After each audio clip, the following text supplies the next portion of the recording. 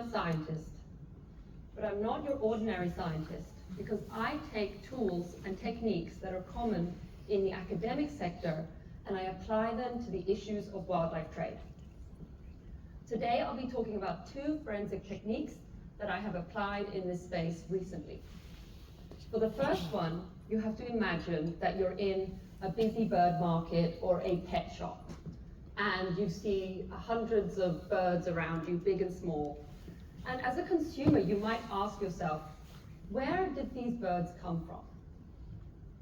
Did they come from a legitimate legal source, like a commercial breeding farm or a breeder? Or have they in fact been poached in the wild, smuggled across borders, in bottles or otherwise, and then they're being laundered into the legal trade under the guise of legality?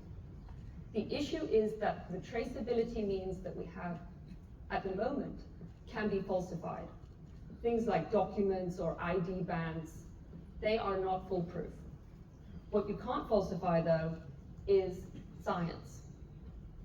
So if you use stable isotope analysis, which is a technique to look at the chemical composition of feathers or claws or even reptile skin, you can see what that animal has been feeding on recently and whether it's more typical of a diet in the wild or a diet in captivity. And this evidence can be used in a court of law to help just show that these type of laundering and crime is actually ongoing, but it's very difficult usually to prove. Another tool that can be used that you're probably quite familiar with is microchipping. So we use this on our pet cats and dogs, but to identify them when they run away, but it can also be used in wildlife.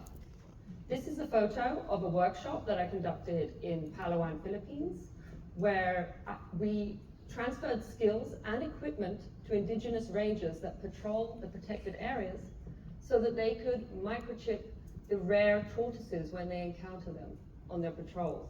These tortoises are at risk of poaching on a daily basis and end up in the airports and all sorts of places being smuggled.